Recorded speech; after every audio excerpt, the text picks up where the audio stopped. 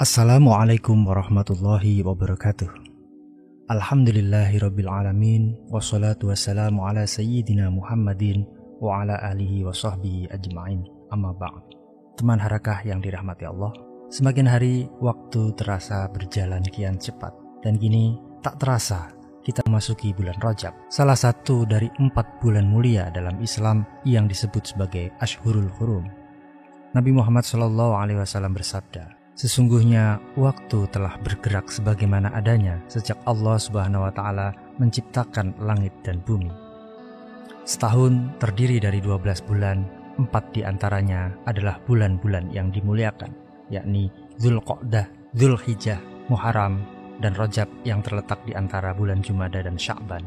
Hadis riwayat Imam Bukhari. Berdasarkan perhitungan pada kalender, tahun ini tanggal 1 Rajab 1446 Hijriah insyaallah jatuh bertepatan dengan tahun baru Masehi 1 Januari 2025. Ini merupakan momentum yang baik dan langka karena akan mudah diingat. Sebagaimana kita tahu, biasanya banyak orang membuat resolusi ketika datang tahun baru. Masuknya bulan Rajab ini juga berarti menandakan bahwa Ramadan tak lama lagi akan segera datang. Semestinya hal itu menambah semangat dalam rangka memperbaiki diri di tahun baru semakin berlipat ganda.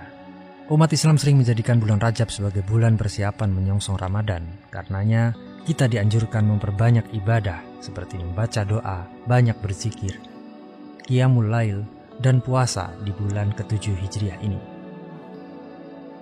Doa ketika masuk bulan Rajab. Secara khusus, ketika sudah memasuki bulan Rajab, Rasulullah SAW berdoa dengan doa keberkahan. Hal ini sebagaimana hadis dari Anas bin Malik radhiyallahu an, bahwa ketika Rasulullah SAW sudah masuk bulan Rajab, beliau berdoa, "Allahumma barik lana fi Rajabi wa Sya'bana wa ballighna Ramadana." Ya Allah, berkahilah kami di bulan Rajab dan Sya'ban.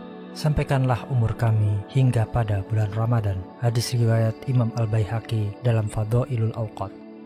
Selain banyak-banyak memanjatkan doa tersebut di bulan Rajab, sebagian ulama dari mazhab Hanafi dan Hambali berpendapat tentang kesunahan menghidupkan malam pertama bulan Rajab, salah satunya dengan melaksanakan qiyamul lail, terutama di malam pertama bulan ini. Alasan mereka, malam pertama bulan Rajab merupakan salah satu di antara 5 malam yang mustajab. Di antara malam mustajab adalah malam Jumat, awal bulan Rajab, malam nisfu Sya'ban, dan malam 2 hari raya Id, yakni Idul Fitri dan Idul Adha. Al-Mawsu'ah Al-Fiqhiyah Al-Kuwaitiyah, jilid 2, halaman 236. Tata cara sholat malam atau qiyamul lail pada bulan Rajab. Pertama, niat tahajud sebelum tidur. Para ulama mazhab Syafi'i dan Hambali berpendapat bahwa sunnah hukumnya berniat tahajud saat hendak tidur. Hal ini didasarkan pada sabda Rasulullah SAW, "Barang siapa mendatangi ranjangnya sedang dia berniat akan sholat malam, lalu matanya terlelap kantuk sampai masuk waktu subuh, akan dicatat apa yang dia niatkan. Tidurnya adalah sedekah Tuhan untuknya." Hadis riwayat Imam Ibnu Majah dan Imam An-Nasa'i. Yang kedua, berdoa sebelum sholat tahajud. Ketika telah terbangun dari tidur, seorang yang hendak melaksanakan sholat malam atau qiyamul lail dianjurkan membaca doa. Hal ini sebagaimana diriwayatkan Imam Muslim dari Ibnu Abbas bahwa Rasulullah SAW ketika bangun untuk sholat malam, beliau berdoa dengan doa sebagai berikut.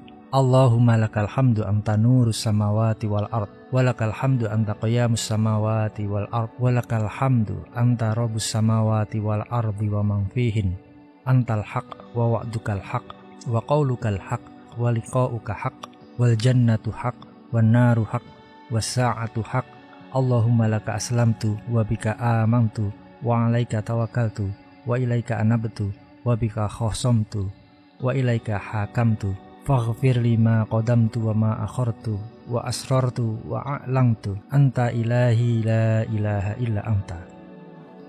Yang ketiga, mengawali 2 rakaat sholat sunnah. Sholat sunnah ini dilakukan sebelum sholat tahajud. 2 rakaat dilakukan dengan cepat atau tidak terlalu lama, sebagaimana sabda Nabi Muhammad SAW, "Ketika salah seorang dari kalian melaksanakan sholat malam, hendaknya dia mengawali dengan 2 rakaat yang cepat." Hadis riwayat Imam Muslim.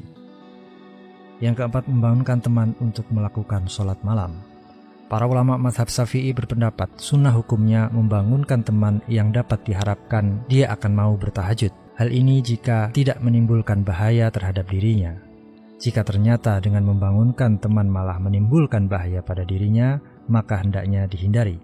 Kesunahan membangunkan teman didasarkan pada sabda Rasulullah SAW, barang siapa bangun pada malam hari dan dia membangunkan istrinya, lalu keduanya sholat 2 rakaat, keduanya akan dicatat sebagai orang yang banyak berzikir kepada Allah.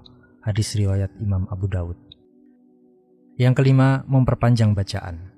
Memperpanjang bacaan dalam sholat lebih utama dibandingkan memperbanyak jumlah rakaat. Misalnya, orang yang melaksanakan tahajud 4 rakaat dengan bacaan ayat yang panjang lebih baik daripada orang yang sholat tahajud 8 rakaat tapi dengan bacaan yang pendek. Rasulullah SAW bersabda, sholat yang paling utama adalah sholat yang paling lama berdirinya. Hadis riwayat Imam Muslim. Yang keenam, seorang yang sedang sholat tahajud boleh membaca Al-Quran dengan cara lirih maupun nyaring, namun lebih baik disesuaikan dengan keadaan.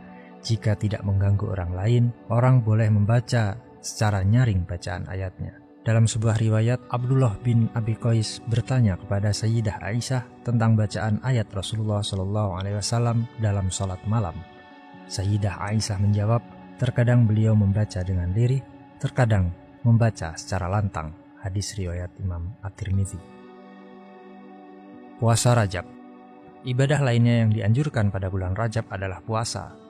Mayoritas ulama dari mazhab Hanafi, Maliki, dan Syafi'i berpendapat bahwa sunnah hukumnya berpuasa pada bulan-bulan haram atau Ashhurul Hurum. Sebagaimana disebutkan sebelumnya, bulan haram atau Ashhurul Hurum ada 4 yang terdiri dari Dzulqa'dah, Dzulhijjah, Muharram, dan Rajab. Yang paling utama di antara keempatnya adalah Muharram. Sebagaimana dijelaskan Rasulullah SAW, beliau bersabda, puasa paling utama setelah puasa Ramadan adalah puasa pada bulan haram. Hadis riwayat Imam Muslim.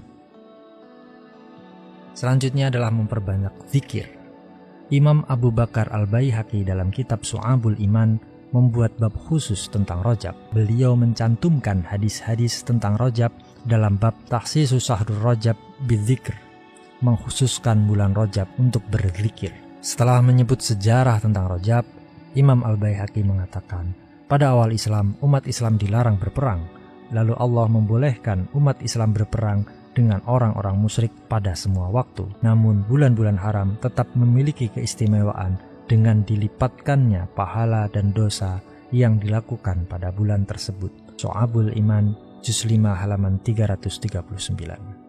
Di sini jelas bahwa Imam Al-Baihaqi berpendapat bahwa pelipatan pahala ibadah pada bulan haram menunjukkan adanya anjuran memperbanyak ibadah pada bulan tersebut, khususnya dalam berzikir. Puasa-puasa di bulan Rajab.